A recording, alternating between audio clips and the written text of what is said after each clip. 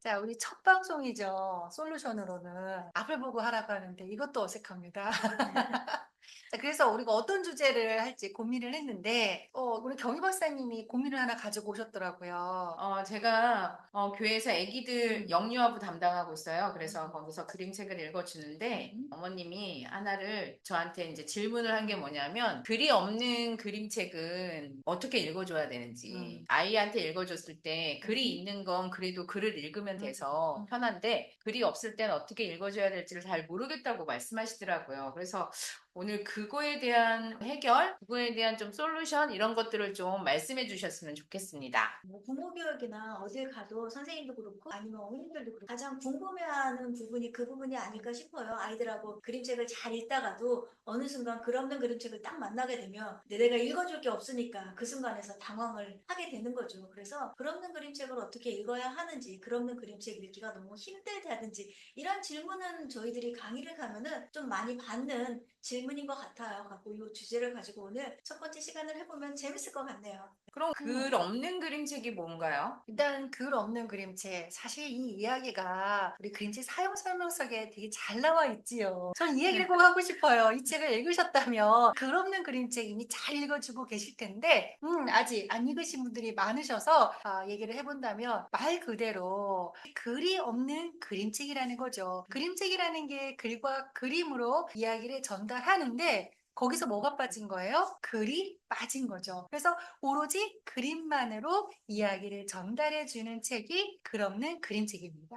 어, 그런데 이제 글이 하나도 없는 음, 것도 있고, 데이비드 위즈너의 이상한 화요일처럼 그냥 이렇게 아주 그 어떤 정보를 제공한 짧게 들어가는 그런 책도 있잖아요. 그것도 글 없는 그림책에 속하나요? 우리 그거 어떻게 하기로 했죠? 사실 이런 것도 고민을 해야 되는 문제입니다. 음, 저희는 일단은 글 없다 해서 글이 전혀 없는 아무 글자가 없는 그런 게 아니라 예를 들어 의성어나 음, 의태어나 특히 음, 그 이상한 화요일 같은 경우에는 시간만 딱 나오잖아요. 이 네네네. 정도의 글이 적혀 있다. 음, 이거는 우리는 글 없는 그림책으로 보고 있습니다. 즉 글자 없이 그림만으로도 이야기가 다 이해되는 정도의 음. 글자 정도라면 우리는 글 없는 그림책이다라고 부를 수 있지요.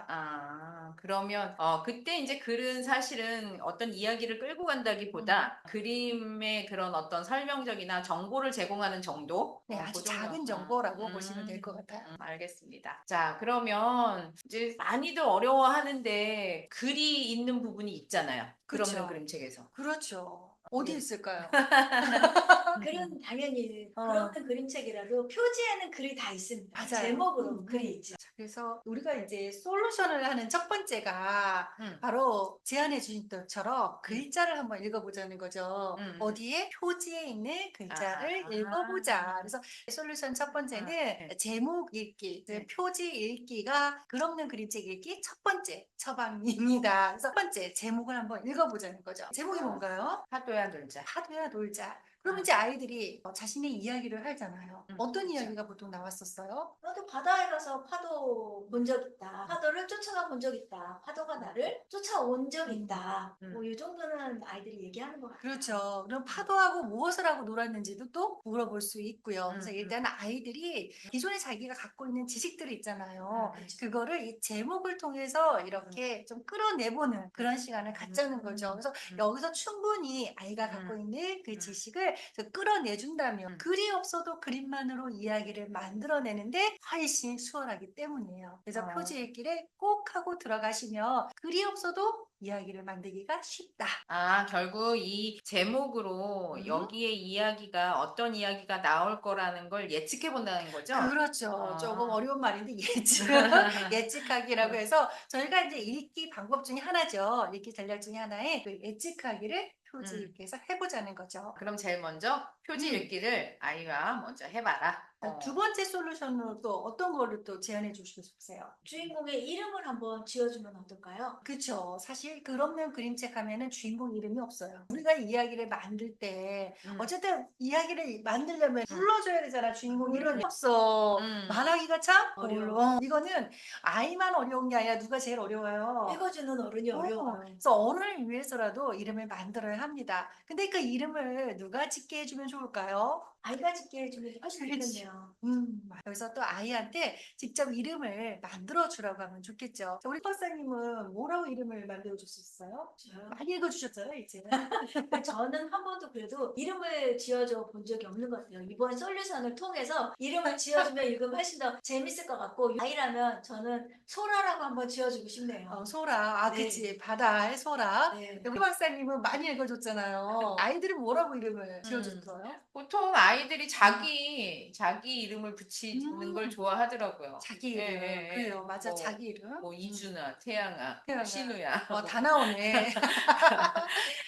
저 같은 네. 경우에는 여기서 이제 그 이수지 작가 이야기가 앞에 소개가 나와요. 그래서 아이 이름이 이제 바다라고 얘기를 하고 있어요. 그러니까 아이들이 얼른 거기서 바다라는 이름을 딱 선택을 하더라고요. 그래서 이 여자애한테 바다라고 이름을 지어주면서 그러니까 바다가 어떻게 바다하고 파도하고 노는지 한번 이야기를 만들어 보는 거죠. 그럼 이야기를 만들면 지금 처음에 이제 표지를 보고 음. 이 이야기가 어떤 이야기인지 이제 알아봤고, 그다음에 주인공 이름을 지었으면 네. 주인공이 나왔으니까 이제 이야기를 만드는 게 이제 좀 쉽겠네요. 쉽지요. 훨씬 그럼- 쉽지요. 그러면 이제 이렇게 아이랑 읽으면 아이들이 자기 이름을 붙였으니까 본인이 이 이야기를 막 말하려고 하잖아요. 그렇죠. 이야기를 어. 말하려고 하는데 네. 이게 또 언어적으로 좀 발달이 좀 되는 아이들은 그냥 이야기를 처음부터 술술술술 끌어나간단 말이죠. 그런데 이제 아직 어린 언어 발달이 조금 느리다. 아직은 혼자 이야기를 구성하기가 힘들다. 그런 경우에는 대화체가 조금 쉽지요. 그래서 우리의 솔루션 세 번째는 바로 무엇이다? 인물의 대사를 한번 만들어 보면 어떨까요? 네. 대사를 만들어 보자. 그렇죠. 그러니까 여기서 인물들이 대사를 만들어주는 게 바로 글 없는 그림책 읽기 세 번째 솔루션입니다. 또 제가 이거 한번 볼까요? 이 장면. 그런데 박사님, 네. 인물은 얘 하나잖아요. 그게 일단은 인물이 얘는 하나인 것 같죠? 근데 지금 이 아이가 지금 누구하고 놀아요? 바다가? 파도요. 그렇죠. 누구랑 논다고 제목이 있었어요. 파도야 놀자. 그래서 아이가요. 파도의 목소리를 누가 내주면 된다? 엄마가? 네, 맞아요. 교실에서 어. 선생님이 파도를 해주면 좋고요. 아이와 함께 읽을 때 엄마가 파도 역할을 해주시면 좋지요. 그래서 지금 한번 해볼까요? 음. 네, 그러면 우리 박사님이 아무래도 엄마 역을 많이 하셨으니까 무슨 파도. 장면인가요? 파도야 놀자. 어서 오렴. 같이 놀자. 여기까지 내가 너한테 갈 수 없었지만 이제 네가 왔으니까 반갑게. 우와, 파도야 같이 노니까 좋다. 아, 신난다. 나도 너무 신났는데 너랑 같이 노니까. 이렇게 그냥 이야기 나누면 돼요. 어렵지가 않아요. 얘도 하면 좋을 것 같아요. 네. 등장인물이 또 있어요. 사실은 제가 여기서 심심해서 하나 말하려고 했는데 네. 둘만 얘기하면은 제가 들고 있는 사람이 심심하죠. 여기 또 하나의 등장인물이 있습니다. 바로 알맥이죠. 그래서 처음에 그림책을 읽어줄 때는 이런 파도와 바다가 두 명의 대화가 이루어지다가 아이가 몇 번 읽어주면은 이렇게 얘기해요. 엄마 나 이제 갈매기 해보고 싶어. 그러면은 갈매기가 또 해보게 하는 거죠. 그래서 갈매기가 돼서 이야기를 또 만들어 볼 수가 있습니다. 여기서 갈매기 뭐라고 할 것 같아요? 나도 끼워줘, 나도 끼워줘. 사실 이 갈매기는 바다와 함께 행동을 하고 있어요. 그래서 아이가 특히 갈매기에게 친근감을 느끼죠. 자, 이렇게 재밌게 놀다가 마지막에 이런 장면이 또 나옵니다. 하나가 됐네요. 그렇죠. 네. 하나가 되죠. 예를 글 없는 그림책 같은 경우에 이 솔루션대로 진행을 하시면 이야기를 쉽게 그래도 아이와 함께 읽어볼 수 있으십니다. 그러면 이렇게 갈매기라는 단어를 모른다면 네. 그럼 어떻게 해요? 그래서 그때 누가 있어야 돼요? 함께 읽어주신 엄마가 모르는 단어를 제시해주면 좋다는 거죠.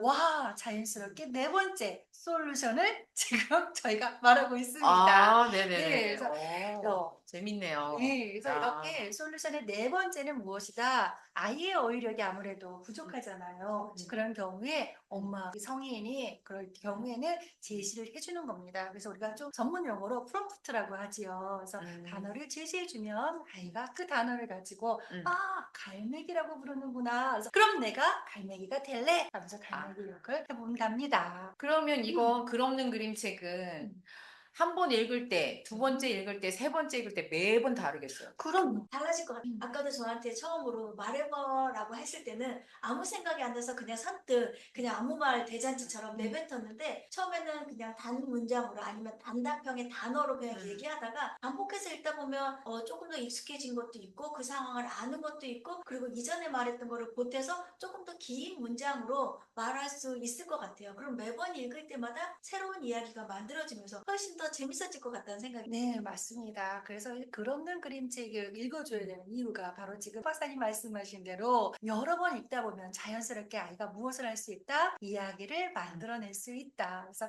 이야기 구성력을 키워주는데 아주 좋은 그림책, 바로 글 없는 그림책이었습니다. 마지막 솔루션은 안 하나요?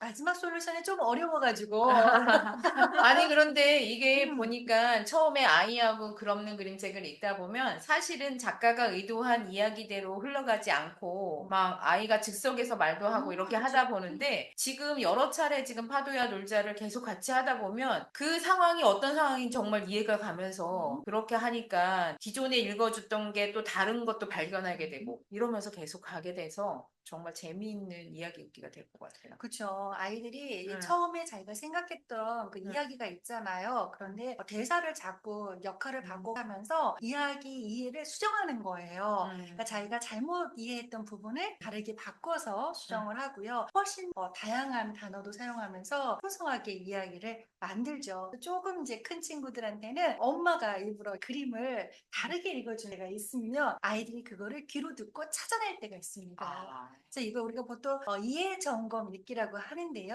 그래서 특히 이렇게 그림만으로 이야기를 할 때는 아이들이 귀를 그림만 보려고 약간 엄마의 이야기를 귀담아 듣지 않을 때도 있어요. 그럴 때 한번 이렇게 일부러 다르게 그림을 읽어준다면 아이가 그걸 찾아내는 걸 보고 아이가 지금 이해를 제대로 하고 있구나라는 거를 또 우리 선생님이나 엄마가 또 체크해 볼 수 있습니다. 이게 바로 마지막 솔루션이었습니다. 아, 재밌을 네. 것 같아요. 내용과 다른 이야기를 한다라는 점. 근데 그렇죠. 보고 있는 그 장면의 내용과 다른 이야기를 해서 아이들이 잘못된 점을 찾게 한다는 이야기네요. 그리고 온 가족이 글 없는 그림책은 같이 읽어도 아이, 엄마, 아빠 이렇게 각각 그 대사를 만들어 보게 하면서 읽어도 재미있게 읽을 수 있을 것 같네요. 맞습니다. 지금 파도의 놀자를 읽어줬는데 이 파도의 놀자의 작가가 이수지 작가잖아요. 그리고 이수지 작가는 글 없는 그림책을 참 많이 작업을 하셨습니다. 본인이 이렇게 글 없는 그림책을 작업한 이유를 또 말씀하신 게 아이들이 자유롭게 이야기를 만들었으면 좋겠다라는 그런 어떤 목적도 갖고 계시더라고요. 그러니까 지금 하신 대로 아이들이 다양한 역할을 해보게 하는 거 자체만으로도 여러 가지 이야기를 만들어 보게 할 수 있겠지요.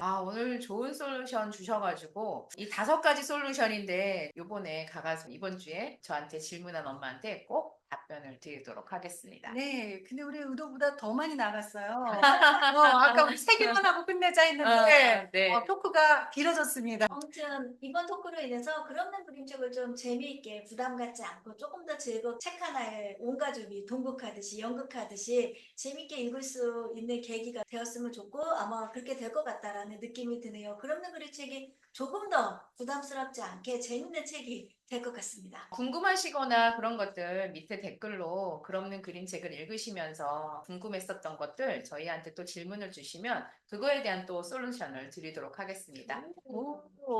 네, 저희가 글은 진짜 잘 썼습니다. 드리니까 궁금하신 거 정말 이 글 없는 그림책에 대한 궁금증을 올려주셨으면 좋겠습니다. 자, 이렇게 해서 우리 첫 번째 새 박사의 그림책 솔루션 우리 진행해봤는데 어떠셨어요? 재밌으셨어요? 두 번째 벌써 기대되네요. 여러분들도 기대되시죠? 우리만 기대되나요? 네, 다음에는 어떤 주제가 있을까요? 또 생각해 보세요. 질문이 이제 올라오면 거기에 대해서 솔루션 할 거를 가서 약간 줘야 되나요? 네, 알겠습니다. 다음 네. 시간에 여러분은 다시 새로운 솔루션으로 만나 뵙도록 하겠습니다. 네, 감사합니다.